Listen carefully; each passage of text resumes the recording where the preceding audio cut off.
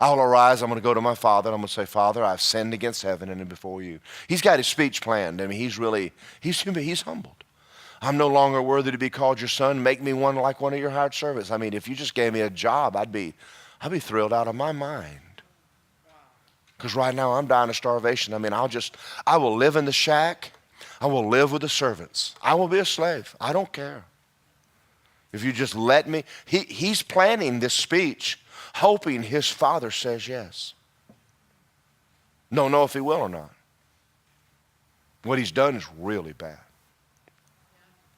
I'm not worthy to be even called your son. Just make me a hired servant. How many of my father's hired servants have bread enough to eat, and I don't even have anything to eat? I'm going to rise. I'm going to go to my father. I've sinned against heaven and before you, and I'm no longer worthy to be called your son.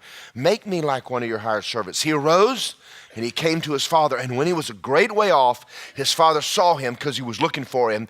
And he had mercy on him. He ran and fell on his neck, and he kissed him. And the son, he said, Father, I've sinned. He's talking, and his dad's not even listening to this speech. Father, listen, I've come home, and listen, if you just let me in church, my God, I just want to be born again. Listen, I'll sweep the church. I'll work in the nursery. Anything, God, anything. Oh God, anything. Can I come home? Can I get right with? Oh, please, God, please. He's begging for mercy. The father sees him, and the father said to the servant, bring the best robe and put it on him, and put a ring on his hand and sandals on his feet. He just reinstated him as his son. Great mercy. Undeserved. You know what a ring is?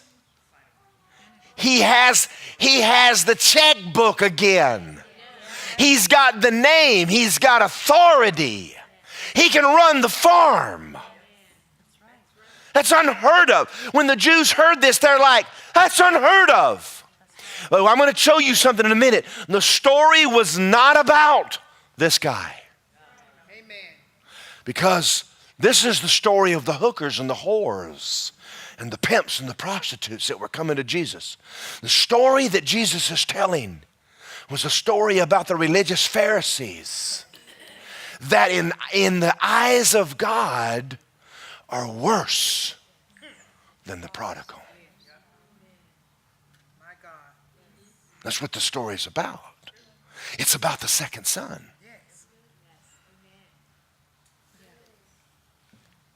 Are y'all okay? Breathe, suck air. Y'all are sitting there and nobody's even breathed for the last 5 seconds.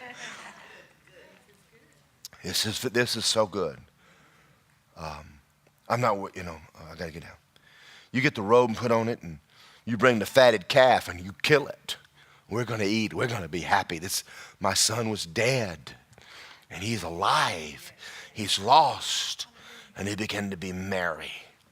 Now I'm gonna tell you something today. There's nothing more powerful than a person walking through that door. I'm talking about homosexuals. I'm talking about lesbians. I'm talking about crooks. And they walk into a service like this, and they stay out of churches because they're afraid they won't be received. They don't understand the Father. They walk in here, and we give an altar call, and they walk up. They're just thrilled. Now, you wrote my name in the Lamb's Book of Life. That's more than I can handle. And some of y'all remember the day you got saved. I remember the day I got saved. He healed me. I blew my mind. I didn't deserve this. I walked in a crusade. He healed me. Oh, I ran forward. I got born again. I went home at night. He got me a job. He got me a car. Y'all, it was more than I could absorb. I thought, no. I had a dad that left. My image of a dad wasn't good. And for God to treat me like this was way more than I could handle. And it continued.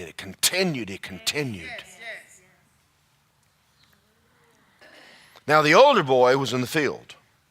He came and he drew near the house. He heard music and dancing, and he said to one of the servants, "What's all this?"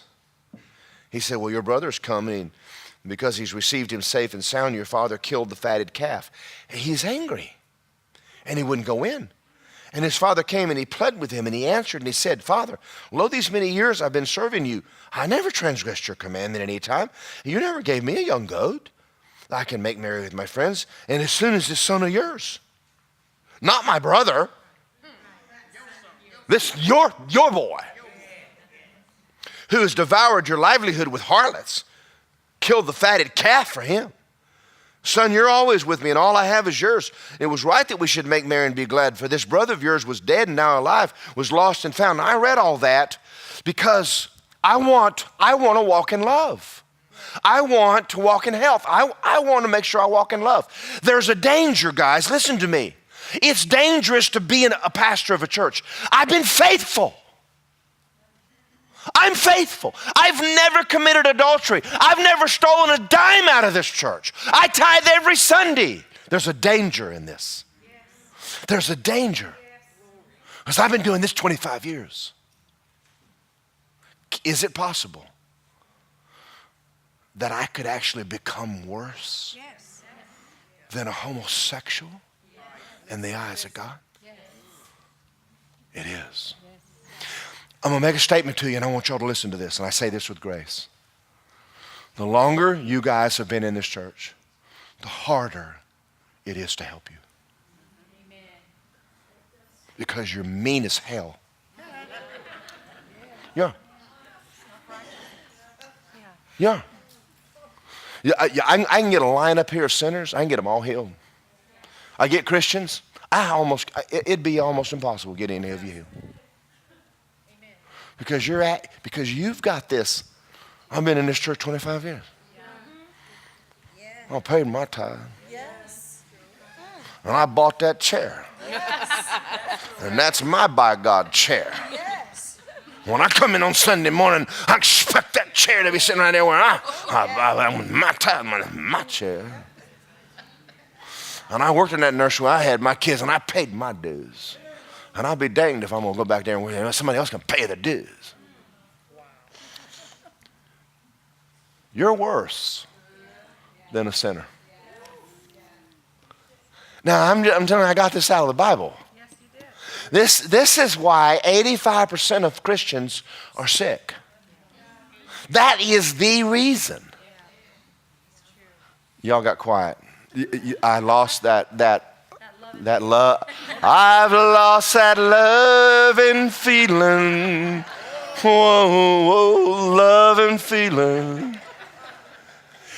This is the day. This is what I started finding in my Bible when I started seeking God on my love walk.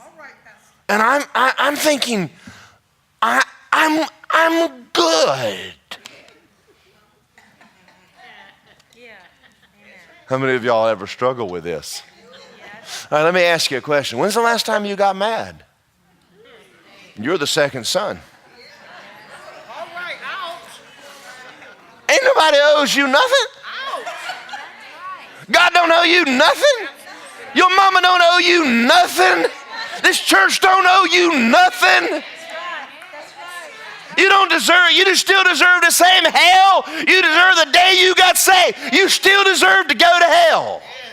Don't start adding your goodness on top of it. That's right. Amen.